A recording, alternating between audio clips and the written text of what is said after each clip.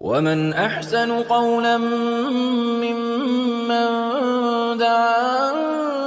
إلى الله وعمل صالحا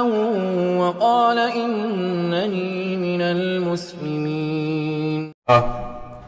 الحمد لله نحمده ونستعينه ونستغفره ونعوذ بالله من شرور أنفسنا ومن سيئات أعمالنا. من يهده الله فلا مضل له ومن يضلل فلا هادي له، وأشهد أن لا إله إلا الله وحده لا شريك له، وأشهد أن محمدا عبده ورسوله. أما بعد، فإن خير الحديث كتاب الله، وخير الهدي هدي محمد صلى الله عليه وسلم، وشر الأمور محدثاتها، وكل محدثة بدعة، وكل بدعة ضلالة، وكل ضلالة في النار. فأعوذ بالله السميع العليم من الشيطان الرجيم. بسم الله الرحمن الرحيم. فبما رحمة من الله لنت لهم ولو كنت فظا غليظ القلب لانفضوا من حولك فاعف عنهم واستغفر لهم وشاورهم في الأمر. محترم سامعین کرام، بزرگان دین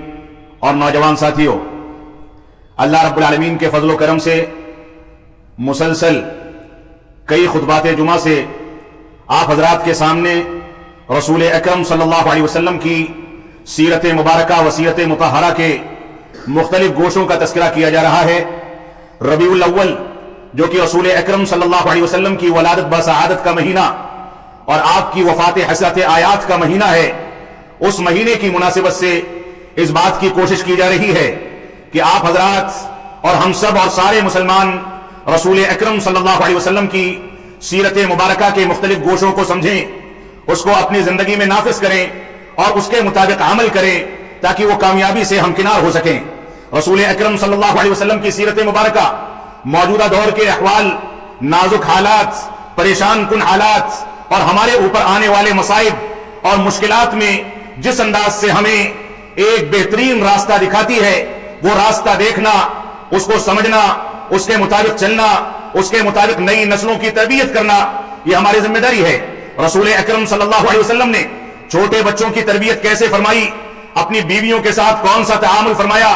آپ نے قرآن و سنت کے مطابق اللہ رب العالمین کے احکامات کی پیروی کیسے فرمائی، اور بچوں کے تربیت کے بارے میں آپ نے کون سے مواقف اختیار کیے، اس سلسلے میں گزشتہ خطبہ جمعہ میں آپ حضرات کے سامنے تھوڑی سی گفتگو کی گئی تھی. اللہ کے نبی صلی اللہ علیہ وسلم مشکلات کے دور میں کیا کرتے تھے، مصائب جب آپ پر آتی تھی، لوگ آپ کو اذیتیں پہنچاتے تھے، آپ کو تکلیفیں دی جاتی تھی، گالی گلوچ کیا جاتا تھا، آپ کے اوپر وار کیے جاتے تھے، آپ کے اوپر اوجھڑیاں ڈالی جاتی تھی، آپ کو اذیتیں پہنچائی جاتی تھی، آپ کے خلاف جو لوگ قتل اور خونریزی کے سازشیں کرتے تھے، آپ کو لہو لہان کرتے تھے، ان دشمنوں کے ساتھ آپ نے عفو و درگزر اور معاف کرنے کی صفت کو کس انداز سے اختیار کیا. آج کے خطبہ جمعہ میں اس پر تھوڑی سی روشنی ڈالنا چاہتا ہوں. اللہ رب العالمین نے ارشاد فرمایا، وَلَوْ كُنْتَ فَظًّا غَلِيظَ الْقَلْبِ لَانفَضُّوا مِنْ حَوْلِكَ. اے اللہ کے نبی صلی اللہ علیہ وسلم، اگر آپ بد زبان ہوتے، فوراً جواب دینے والے ہوتے، زبان کا غلط استعمال کرنے والے ہوتے اور دل کے سخت ہوتے، سختی اختیار کرنے والے ہوتے، لَانفَضُّوا مِنْ حَوْلِكَ، تو یہ لوگ، یہ صحابہ کرام جو پھٹے پرانے کپڑے پہن کر کے زندگی گزارتے ہیں، جو کئی مہینے تک بھوکے اور پیاسے رہتے ہیں، یہ صحابہ کرام جو آپ کے اوپر آنچ آ جائے اس کو برداشت نہیں کر سکتے، دین اسلام پر آنچ آ جائے اس کو برداشت نہیں کر سکتے. یہ صحابہ کرام جن کے بارے میں اللہ رب العالمین نے واضح کر دیا کہ عبس وتولی ان جاءہ الاعمی، کہ اللہ کے نبی صلی اللہ علیہ وسلم آپ نے اپنا مبارک چہرہ پھیر لیا جب آپ کے پاس ایک نابینا صحابی رسول آتے ہیں. اللہ کے نبی صلی اللہ علیہ وسلم کفار و مشرکین مکہ کے سرداروں کے ساتھ خانہ کعبہ میں محو گفتگو تھے، ان سے تبادلہ خیال چل رہا تھا، ان کے ساتھ گفتگو فرما رہے تھے. عبداللہ ابن ام مکتوم جو کہ مشہور صحابی رسول ہیں، نابینا تھے، انہوں نے پھٹے پرانے کپڑے پہنے تھے، غریب تھے، فقیر تھے. وہ آتے ہیں اللہ کے نبی صلی اللہ علیہ وسلم سے گہار لگاتے ہیں، ان کو کچھ کہنا چاہتے ہیں. اللہ کے نبی صلی اللہ علیہ وسلم نے توجہ نہیں فرمائی تو اللہ رب العالمین نے ساتھ میں آسمان سے انذار نازل فرما دیا، تنبیہ فرما دی، فرمایا کہ ایک نابینا آیا ہے اور آپ اس سے اپنا چہرہ پھیر لیتے ہیں، آئندہ ایسا نہیں ہونا چاہیے. یہ کفار و مشرکین، یہ بڑے بڑے مناصب اور بڑے بڑے نام والے لوگ، یہ شہرت یافتہ شخصیات، یہ سارے کے سارے لوگ بیٹھ کر کے دنیا داری کریں، سازشیں کریں، لیکن آپ کا غریب ساتھی آئے تو آپ اس کو نظر انداز کر دیں، یہ اللہ رب العالمین کو گوارا نہیں تھا۔ تو اللہ رب العالمین نے صحابہ کرام کے مقام کو، صحابہ کرام کی عظمت کو، صحابہ کرام کے عزت و وقار کو آپ کے سامنے واضح فرمایا، آپ کو حکم دیا کہ ان غریب صحابہ کرام سے، چاہے ان کے پاس پہننے کے کپڑے نہ ہوں، کھانا کھانے کے لیے کوئی غلہ نہ ہو، پینے کا صاف و شفاف پانی نہ ہو، چلنے پھرنے کے لیے سواریاں نہ ہو، جنگ کرنے کے لیے ہتھیار نہ ہو، اور نکلنے کے لیے، جنگوں میں شامل ہونے کے لیے کھانا پینا اکٹھا کرنے کی طاقت نہ ہو، اس کے باوجود یہ دین کو پنپانے والے، دین کو آگے بڑھانے والے، دین کے لیے تقویت اختیار کرنے والے، یہ آپ کے ساتھی، آپ کی دنیا اور آخرت ہیں، لہذا ان سے آپ مشورہ کیا کریں۔ اللہ رب العالمین نے اسی وجہ سے فرمایا کہ اگر آپ سخت جان ہوتے، بد زبان ہوتے، سخت دل ہوتے، لن فضوا من حولک، تو یہ لوگ آپ کے ارد گرد جمع نہ ہوتے، آپ کے پاس نہ بیٹھتے اور آپ سے رائے مشورہ نہ کرتے۔ اللہ رب العالمین نے آپ کو نرم دل بنایا ہے، مشورہ کرنے والا بنایا ہے، عفو درگزر کرنے والا بنایا ہے، اس وجہ سے لوگ آپ کے گرد بیٹھتے ہیں، آپ سے ہنسی مذاق کرتے ہیں، آپ کے ساتھ اٹھتے بیٹھتے ہیں، آپ کے ساتھ سفر کرتے ہیں، آپ کے ساتھ کھانا پینا کھاتے ہیں، آپ کے ساتھ معاملات کرتے ہیں۔ یہ آپ کی نرمی اور نرم دلی کا نتیجہ ہے کہ یہ صحابہ کرام آپ کے ساتھ اٹھتے بیٹھتے ہیں۔ تو اللہ رب العالمین نے فرمایا وَلَوْ كُنْتَ فَضًّا غَلِيظَ الْقَلْبِ لَانفَضُّوا مِنْ حَوْلِكَ، کہ اگر آپ سخت دل ہوتے، بد کلام ہوتے، بد زبان ہوتے تو یہ لوگ آپ کے پاس جمع نہ ہوتے بلکہ آپ سے دور بھاگتے۔ اس وجہ سے آپ ان کے بارے میں نرمی اختیار کریں، ان کے لیے استغفار کریں، ان کے ساتھ عفو درگزر کا معاملہ کریں، ان کے ساتھ بہتر سلوک اور بہتر وتیرہ اختیار کریں۔ یہ اللہ رب العالمین کا فرمان تھا صحابہ کرام کے بارے میں۔ اس وجہ سے ہماری ذمہ داری ہے کہ ہم رسول اکرم صلی اللہ علیہ وسلم کی سیرت مبارکہ کے اندر ان گوشوں کو تلاش کریں جن گوشوں کے نتیجے میں رسول اکرم صلی اللہ علیہ وسلم کی زندگی کے وہ مواقف اور وہ فیصلے سامنے آتے ہیں جن کی بنیاد پر آپ نے اپنے جان لیوا دشمن، اپنی جان کو خطرے میں ڈالنے والے دشمنوں کو بھی معاف فرما دیا، درگزر کر دیا، ان کے ساتھ معافی تلافی کے معاملات کیے، اور نتیجہ یہ ہوا کہ یہ چنگاری جو دین اسلام کی دعوت و تبلیغ کی اللہ کے نبی صلی اللہ علیہ وسلم اس معاشرے میں عربوں میں لے کر کے آئے تھے، جو عرب اپنی بچیوں کو زندہ درگور کر دیا کرتا تھا، جو عرب ہر بڑی طاقت کی پوجا کیا کرتا تھا، درختوں کو پوجا جاتا تھا، پرندوں کو پوجا جاتا تھا، جانوروں کو پوجا جاتا تھا، انسانوں کی پرستش ہوتی تھی، پہاڑوں کو پوجا جاتا تھا، یہاں تک کہ کوئی بھی چیز انسان کو فائدہ پہنچا دے اس کے آگے سجدے کیے جاتے تھے۔ اللہ کے نبی صلی اللہ علیہ وسلم جب اس معاشرے میں آئے، جہالت کی آگ ہر طرف پھیلی ہوئی تھی، ظلم و جور تھا، شرک و بدعات تھے، خرافات تھی، اللہ رب العالمین کا نام لیوا اور توحید کا اعلان کرنے والا کوئی نہیں تھا۔ اس دور میں رسول اکرم صلی اللہ علیہ وسلم نے اپنی اسی نرمی کی صفت کے نتیجے میں، عفو درگزر کی صفت کے نتیجے میں دعوت و تبلیغ کا جو اسلوب اختیار کیا، وہ اسلوب ہر گھر میں داخل ہو گیا۔ ہر انسان جو آپ کو قتل کرنے کی نیت سے نکلتا،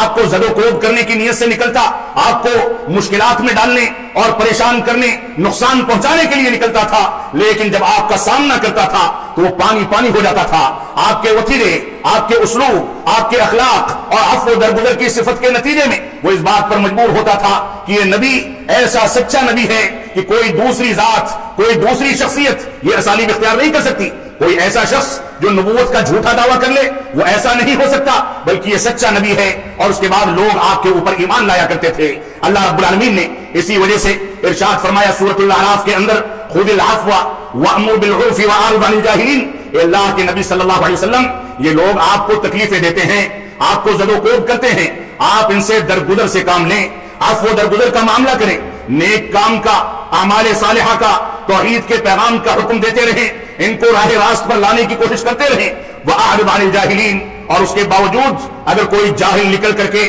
آپ کی نافرمانی کرتا ہے، آپ کی توہین کرتا ہے، آپ پر اتہامات لگاتا ہے، آپ کو نقصان پہنچاتا ہے، آپ کو زد و کوب کرتا ہے، آپ کا مذاق اڑاتا ہے، اور بازار میں نکل کر کے لوگوں کے ساتھ گروہ بندی کر کے آپ کے خلاف آوازیں کستا ہے، ان کو نظر انداز کر کے آپ ان سے کنارہ اختیار کر لیں، عفو درگزر سے کام لیں، اعراض کر لیں۔ ایسے لوگوں سے اللہ رب العالمین نپٹنے والا ہے۔ اللہ رب العالمین نے اسی وجہ سے فرمایا انا کفیناک المستہزئین، یہ لوگ جو مذاق اڑاتے ہیں اللہ رب العالمین ان کے لیے کافی ہے۔ آپ کو ان کے پیچھے اپنے آپ کو ہلکان کرنے، پریشان کرنے اور اپنے آپ کو پریشان کر کے ان کے پیچھے لگانے کی ضرورت نہیں ہے۔ ان کے معاملات کو اللہ رب العالمین کے حوالے کر دیں۔ یہ صورتحال تھی اللہ کے نبی صلی اللہ علیہ وسلم کے بارے میں. اسی وجہ سے اللہ رب العالمین نے فرمایا عفو درگزر سے کام لیں, نیک اعمال کا حکم دیتے رہیں, اور جاہلوں کی جانب سے اور ناعاقبت اندیشوں کی جانب سے, توہین کرنے والوں کی جانب سے جو مواقف اختیار کیے جائیں ان کو نظر انداز کر دیا جائے. جاہلوں کو دور سے الوداع کہہ کر کے, کنارہ کشی اختیار کر کے دوسرا راستہ اختیار کر لیا جائے. ان سے الجھ کر کے انسان اپنے مشن سے بھٹک جاتا ہے. ان جاہلوں کے پیچھے پڑ کے انسان اپنے مشن سے دور نکل جاتا ہے. انسان کی ذمہ داری ہے کہ وہ دوسرے انسانوں کو توحید کا راستہ دکھائے, اتباع رسول کی جانب بلائے, سیرت رسول کا پیغام پہنچائے, عظمت صحابہ کے بارے میں بتائے, اور ان کو بتائے کہ یہ اسلام کون سی صورتحال میں پھیلا ہے. یہ اسلام ہتھیاروں اور تلواروں کے ذریعے نہیں بلکہ اخلاقیات کے ذریعے, عفو درگزر کے ذریعے, انکساری کے ذریعے, تواضع کے ذریعے, سادگی کے ذریعے, اور پیبند لگے کپڑے, بھوک اور پیاس کو برداشت کر کے, ایک دوسرے کو معاف کر کے, اور غریب لوگوں کا ساتھ دے کر کے یہ غربت کے عالم میں اٹھا ہے. اور ایک دور آئے گا یہ دوبارہ غربت کے عالم میں پہنچ جائے گا. اس وجہ سے اللہ رب العالمین نے فرمایا ان سے عفو درگزر سے کام لیں. رسول اکرم صلی اللہ علیہ وسلم کی مبارک زندگی میں, آپ کی سیرت مبارکہ میں اگر عفو درگزر کے پہلو تلاش کرنے ہوں تو بے شمار پہلو ہیں. ایک خطبہ جمعہ اس کے لیے کافی نہیں بلکہ اس کے لیے پوری داستانیں ہیں. پورا سال, پوری زندگی اس میں گزار دی جائے تو بھی اس کا حق ادا نہیں ہو سکتا. لیکن چند نکات کی شکل میں چند چیزیں میں آپ کے سامنے پیش کرنا چاہوں گا. سب سے پہلی چیز تو یہ ہے کہ اللہ کے نبی صلی اللہ علیہ وسلم اپنے دشمنوں کو معاف فرماتے تھے, ان سے عفو درگزر کا معاملہ کرتے تھے. ابن مسعود رضی اللہ تعالیٰ فرماتے ہیں بلکہ اللہ کے نبی صلی اللہ علیہ وسلم سے روایت کرتے ہوئے عائشہ صدیقہ رضی اللہ تعالیٰ نقل کرتی ہیں کہ من تقم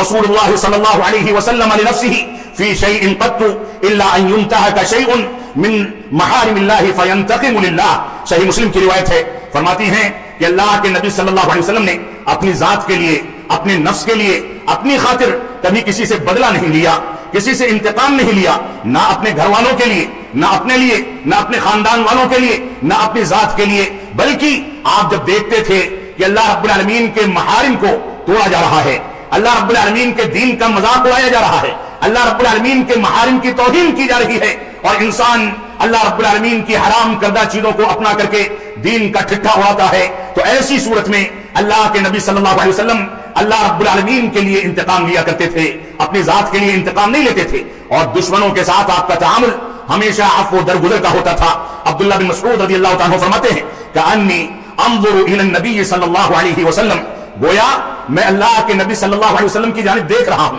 آپ کو دیکھ رہا ہوں. جیسے دوسرے انبیاء آئے ویسے آپ کی بعثت کی گئی, اور اس کے بعد کہتے ہیں کہ ضربہ قومہ فآدموہ, اللہ کے نبی صلی اللہ علیہ وسلم کی قوم نے آپ کو مارا, آپ کے اوپر پتھر بازی کی گئی, آپ کو سنسار کرنے کی کوشش کی گئی, آپ کو اذیتیں پہنچائی گئی, آپ کے اوپر پہاڑ سے پتھر گرائے گئے, آپ کے خلاف سازشیں ہوئی کہ آپ کو قتل کر دیا جائے, یہاں تک کہ آپ کی قوم نے آپ کو لہو لہان کر دیا, آپ کے مبارک چہرے سے خون بہتا تھا. اسی حالت میں وہ کہتے ہیں فَهُوَ يَمْسَحُ الدَّمْ عَنْ وَجْهِهِ, آپ اپنے مبارک چہرے سے اپنے خون کو پوچھا کرتے تھے, ہٹایا کرتے تھے, اور اسی حالت میں اسی تکلیف میں فرماتے تھے اللہم اغفر لقومی فإنہم لا يعلمون, اے اللہ رب العالمین میری قوم کو معاف فرما دے, میری قوم کی مغفرت فرما دے, میری قوم کو ہدایت دے دے. فإنہم لا يعلمون, کیونکہ وہ نہیں جانتے کہ میں جو پیغام دے رہا ہوں وہ پیغام کون سا ہے. اور پچھلے خطبہ جمعہ میں آپ حضرات کے سامنے اور اس کے پہلے بھی یہ مثالیں آئی ہیں کہ جب طائف میں مشرکین نے آپ کو لہو لہان کر دیا, جبریل علیہ السلام آئے, ان سے کہا کہ یہ پہاڑوں پر معمور فرشتہ موجود ہے, آپ اس کو حکم دیں تو یہ طائف والوں کو دو پہاڑیوں کے درمیان پیس کر کے رکھ دے,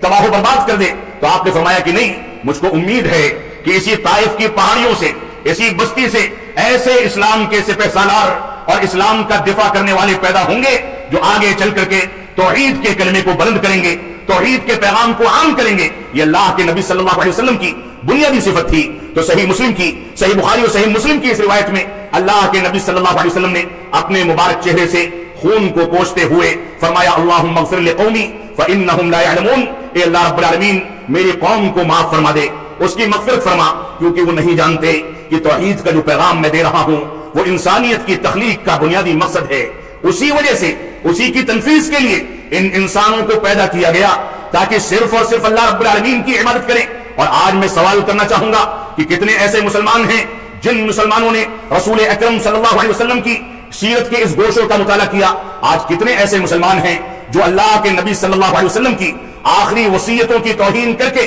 آج اس دنیا کے اندر اللہ رب العالمین کے ساتھ اس کی ربوبیت میں، اس کی الوہیت میں، اس کے اسماء و صفات میں نہ جانے کن کن کو شریک ٹھہراتے ہیں، اور انسان انسانوں کو شریک ٹھہراتا رہا۔ اس کے بعد انسان نے اللہ رب العالمین کے شریک جانوروں کو ٹھہرا دیا، یہاں تک کہ کسی پیر کا کوئی کتا مر جاتا ہے تو اس کو بھی تدفین کر کے، اس کو کتے شاہ کا مزار قرار دے کر کے اس کی بھی پوجا پاٹ کی جاتی ہے، اس کو بھی رب کائنات کے ساتھ شریک ٹھہرایا جاتا ہے، نعوذ باللہ من ذالک۔ اس کے باوجود آج مسلمان یہ کہے کہ ہم مشکلات میں ہیں، پریشانیوں میں ہیں، اور اللہ رب العالمین کی مدد ہمارے لیے نازل نہیں ہوتی، تو یہ حماقت ہے، جہالت ہے۔ ہم کو اپنے اعمال پر نظر ثانی کرنی ہوگی، قرآن و سنت کی پیروی کرنی ہوگی، اور قرآن و سنت کے مطابق اپنی زندگی کو ڈھالنا ہوگا۔ تو اللہ کے نبی صلی اللہ علیہ وسلم نے فتح مکہ کے موقع سے ابو سفیان جس نے آپ کو اذیتیں دی، آپ کے خلاف گٹ بندی کی، آپ کے خلاف گروہ بندی کی، آپ کا مذاق اڑایا، آپ کو اذیتیں پہنچائیں، آپ کے خاندان کا ٹھٹھا اڑایا، آپ کے اوپر آوازیں کسی، آپ کا مذاق اڑایا۔ جب فتح مکہ کے موقع سے آپ مکہ میں داخل ہوتے ہیں، لوگوں کو خدشہ تھا کہ آج تو ابو سفیان کو قتل کر دیا جائے گا۔ ابو سفیان کو مخاطب کر کے اور مشرکین مکہ کو مخاطب کر کے اللہ کے نبی صلی اللہ علیہ وسلم پوچھتے ہیں کہ تم لوگوں کا کیا خیال ہے، میں تمہارے ساتھ کیا کرنے والا ہوں؟ تو ان لوگوں نے کہا کہ ہم کو خیر کی امید ہے۔ اللہ کے نبی صلی اللہ علیہ وسلم نے ابو سفیان کو بھی معاف کر دیا، عام معافی کا اعلان کر دیا، اور یہی نہیں، یہاں تک فرمایا جو جا کر کے ابو سفیان کے گھر میں پناہ لے لے، من دخل دار ابی سفیان فہو آمن، جو دار ابی سفیان یعنی ابو سفیان کے گھر میں داخل ہو جائے اس کو امن و سلامتی کا پیغام دیا جاتا ہے، اس کے ساتھ چھیڑ چھاڑ نہیں کی جائے گی۔ اللہ کے نبی صلی اللہ علیہ وسلم نے اس کو چھوڑ دیا۔ یہ فقہ السیرہ کی صحیح روایت ہے جس کو علامہ البانی نے صحیح قرار دیا۔ اسی طریقے سے احد میں فاطمہ رضی اللہ تعالیٰ مبارک چہرے سے جب آپ کے دندان مبارک شہید کر دیے گئے، آپ کے مبارک چہرے پر جو زرہ اور خود تھا، جو آپ نے اوپر سے لوہے کا لباس پہن رکھا تھا، اس کے اوپر جب آپ کے اوپر وار کیا جاتا ہے آپ کے مبارک چہرے سے خون بہنے لگتا ہے۔ فاطمہ رضی اللہ تعالیٰ اس کو پوچھتی ہیں، صاف کرتی رہتی ہیں، اور اللہ کے نبی صلی اللہ علیہ وسلم اس موقع سے فرماتے ہیں اللہم اغفر لقومی فانہم لا یعلمون۔ صحیح ابن حبان کی روایت ہے کہ اللہ رب العالمین میری قوم کو معاف فرما دے، یہ نہیں جانتے کہ اس کی حقیقت کیا ہے، یہ دعوت توحید سے واقف نہیں ہے، لہذا ان کو ہدایت عطا فرما، ان کو معاف فرما دے، ان کی مغفرت فرما دے۔ اسی طریقے سے لبید بن ناسم یہودی جس نے رسول اکرم صلی اللہ علیہ وسلم پر جادو ٹونا کرنے کی خباثت کی، جس کی تکلیف آپ اپنی وفات تک محسوس فرماتے تھے، جب اس کا معاملہ آیا تو لبید بن ناسم کو آپ نے معاف فرما دیا، کہا کہ میں اپنی ذات کے لیے بدلہ نہیں لیتا۔ وہ یہودیہ خاتون جس نے اللہ کے نبی صلی اللہ علیہ وسلم کو مسموم گوشت پیش کر کے آپ کو جان سے ختم کرنے کی کوشش کی، بکری کے گوشت میں آپ کو زہر ملا کر کے دیا، اللہ کے نبی صلی اللہ علیہ وسلم نے اس کو بھی معاف فرما دیا اور اس سے بدلہ لینے سے انکار فرما دیا۔ اسی طریقے سے غزوہ احد کے موقع سے ایک کافر نے آپ کا راستہ روکنے کی کوشش کی، آپ کو گزرنے نہیں دیا، آپ کی توہین کی، آپ کا مذاق اڑایا، آپ کو تکلیف پہنچانے کی کوشش کی، وہ نابینا تھا۔ صحابہ اکرام نے کہا کہ اللہ کے نبی صلی اللہ علیہ وسلم اگر آپ اجازت دیں تو اس کو راستے سے ہٹا دیا جائے، اس کو ختم کر دیا جائے۔ آپ نے فرمایا کہ نہیں، اس کو ختم کرنے کی ضرورت نہیں ہے۔ آپ نے فرمایا کہ وہ اعمی القلب و اعمی البصر، وہ دل کا بھی اندھا ہے اور آنکھوں کا بھی اندھا ہے، لہذا اس کو چھوڑ دو، معاف کر دو، اور اس سے کسی انداز کا بدلہ لینے کی ضرورت نہیں ہے۔ یہ زاد المعاد کی روایت ہے جس کو محدثین نے صحیح قرار دیا۔ اسی طریقے سے فتح مکہ کے موقع سے اللہ کے نبی صلی اللہ علیہ وسلم نے عام معافی کا اعلان کرتے ہوئے فرمایا جو مسجدوں میں پناہ لے لے، جو ابو سفیان کے گھر میں پناہ لے لے، جو فلاں کے گھر میں پناہ لے لے، اس کے لیے عام معافی کا اعلان ہے۔ آپ نے پوچھا اپنی قوم کے لوگوں سے، مشرکین سے، انی فاعل بکم، تم لوگ بتاؤ کہ میں تمہارے ساتھ کیا کرنے والا ہوں۔ ان لوگوں نے کہا کہ آپ خیر کرنے والے ہیں، ہمارے خیر رکھنے والے بھائی کے بیٹے ہیں، یعنی اپنے والد عبداللہ کے بیٹے ہیں، وہ ہماری خیر خواہی چاہتے تھے۔ تو اللہ کے نبی صلی اللہ علیہ وسلم نے اس موقع سے فرمایا کہ آج میں وہی کہوں گا جو یوسف علیہ السلام نے اپنے بھائیوں سے اس موقع سے کہا تھا جب یوسف علیہ السلام کو ان کے بھائیوں نے قتل کرنے کی نیت سے کنویں میں ڈھکیل دیا تھا، لیکن وہ بچ گئے۔ تو انہوں نے فرمایا تھا لا تثریب علیکم اليوم، آج تمہارے لیے کسی انداز کی کوئی سختی نہیں ہے، کسی انداز کا کوئی تم سے انتقام نہیں لیا جائے گا، بلکہ تم کو معاف کیا جاتا ہے۔ اذهبوا فانتم الطلقاء، اللہ کے نبی صلی اللہ علیہ وسلم فرماتے ہیں کہ جاؤ تم سارے کے سارے لوگ آزاد ہو، تم سے بدلہ نہیں لیا جائے گا۔ یہ زاد المعاد اور اسی طرح سے سیرت ابن ہشام کی صحیح روایت ہے، اللہ کے نبی صلی اللہ علیہ وسلم نے بدر کے قیدیوں کے بارے میں جو موقف اختیار کیا، قید خانے میں ان کو رکھا گیا، صحابہ کرام کو بلا کر کے وصیت فرمائی کہ ان قیدیوں کے ساتھ بہتر سلوک کیا جانا چاہیے، ان کو کوئی تکلیف نہیں ہونی چاہیے، یہ جنگ کا نظام ہے اور ہم نے اسلام کے غلبے کے لیے ان کو قید کیا ہے، لیکن ان کے ساتھ کوئی برا سلوک نہ کرے۔ صحابہ کرام کے بارے میں انہی میں سے ایک قیدی روایت کرتا ہے، کہتا ہے کہ صحابہ کرام ہم کو اپنے گھروں میں کھانا پکا کر کے اور روٹیاں بنا کر کے پیش کیا کرتے تھے اور خود کھجور اور پانی پر گزر کر لیا کرتے تھے۔ یہ وطیرہ اختیار کیا گیا، یہ اللہ کے نبی صلی اللہ علیہ وسلم کی وصیت کا نتیجہ تھا۔ آپ نے صحابہ کرام کی ایسی تربیت فرمائی تھی کہ وہ دشمنوں کے ساتھ بھی حسن سلوک کیا کرتے تھے، تو صحابہ کرام نے اس انداز کا وطیرہ اختیار کیا۔ عبداللہ بن ابی بن سلول جو کہ مشہور منافق تھا، رئیس المنافقین کہا جاتا ہے، منافقوں کا سردار تھا، اس نے آپ کو اذیتیں پہنچائیں، آپ کی سواریاں گزری تو اس پر طنز کیا، آپ کو اذیتیں پہنچائیں، تکلیفیں پہنچائیں، اور اس کے بارے میں قرآن مجید میں سورۃ المنافقون میں اللہ رب العالمین نے فرمایا لَيَقُولُونَ لَئِن رَجَعْنَا إِلَى الْمَدِينَةِ لَيَخْرُجَنَّ الْأَعَزُّ مِنْهَا الْأَذَلُّ، کہ اس نے یہ کہا، اس کے ساتھیوں نے کہا کہ اگر یہ مدینہ کو لوٹیں گے تو ہم عزت دار لوگ ان ذلیل و خوار لوگوں کو مدینہ سے نکال کر کے باہر کر دیں گے۔ اس نے عزت دار اپنے آپ کو کہا اور ذلیل و خوار رسول اکرم صلی اللہ علیہ وسلم کو قرار دیا، آپ کو تکلیفیں پہنچائیں، صحابہ اکرام نے قتل کرنے کی اجازت مانگی لیکن آپ نے ان کو اجازت نہیں دی، یہاں تک کہ جب اس کی موت ہوتی ہے، اس کا بیٹا آ کر کے آپ کا کرتا مانگتا ہے تو انہوں نے اپنا کرتا عنایت فرمایا کہ اس میں اس کی تدفین کر دی جائے، اور اس کے ساتھ بھی آپ نے عفو درگزر کا معاملہ فرمایا۔ یہ اللہ کے نبی صلی اللہ علیہ وسلم کا وطیرہ تھا۔ اسی طریقے سے آپ نے اس شخص کو بھی معاف کر دیا اور اس کے کفن کو اپنے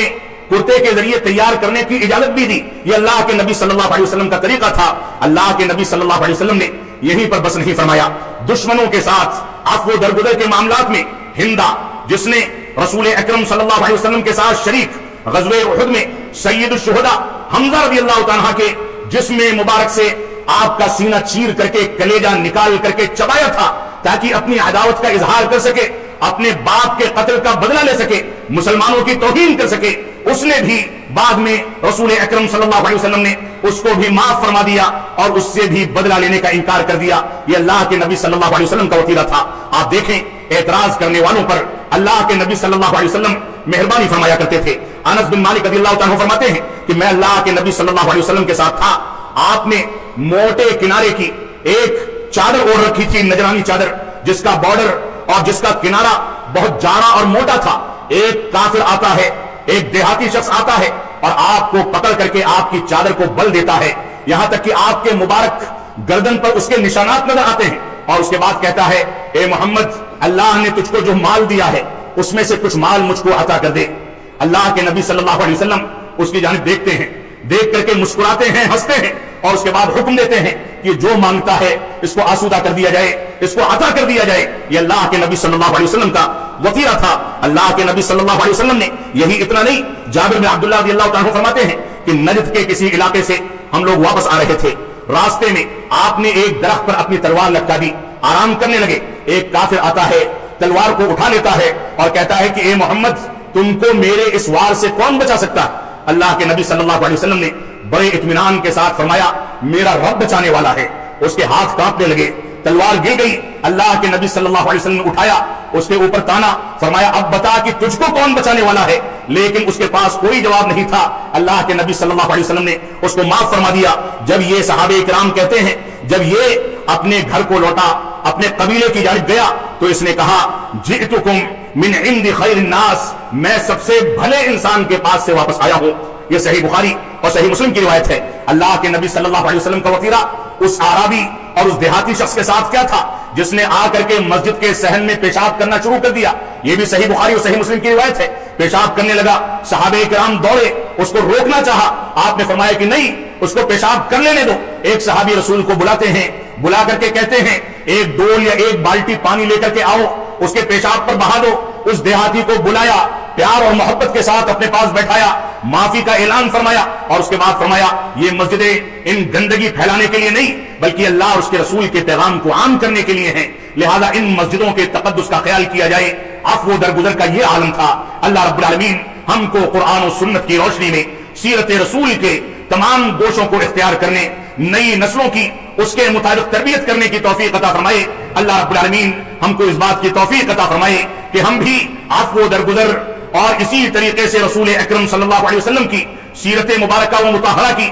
دوسری صفات کو اختیار کر کے چلتے پھرتے اسلام کے داعی اور اسلام کے دعات کا چلتا پھرتا نمونہ بن جائیں، تاکہ دوسری اقوام ہم کو دیکھ کر کے نفرت نہ کریں، بلکہ ہم سے محبت اور الفت اور ہماری زندگی کی مثال دے کر کے وہ اسلام سے قریب آ سکیں۔ یہ تصور نہ پیش کیا جائے کہ مسلمان شدت پسند ہوتا ہے، یہ باور نہ کرایا جائے کہ مسلمان ہر چیز میں جھگڑالو ہوتا ہے، یہ باور نہ کرایا جائے کہ مسلمان سے گفتگو کرنا، اس سے بات چیت کرنا یہ مشکل کام ہے، بلکہ مسلمان وہ ہوتا ہے جس کے منہ سے پھول جھڑیں، وہ دشمنوں سے بات کرے یا دوستوں سے بات کرے، اخلاقی معیار پر کھلے طریقے سے اتر کر کے گفتگو کرے، تاکہ اس کی زندگی، اس کے چلنے پھرنے، اس کے اٹھنے بیٹھنے، اس کے کھانے پینے، اس کے گفتگو کرنے، تمام کی تمام چیزوں سے دوسری اقوام یہاں تک کہ دشمنان اسلام بھی عبرت حاصل کر کے اسلام سے قریب آ سکیں۔ اللہ رب العالمین ہم کو توفیق عطا فرمائے کہ ہم جب تک جئیں تب تک اسلام پر جئیں،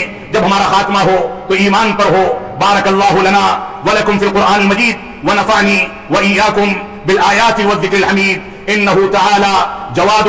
کریم ملک بر الرؤوف الرحیم۔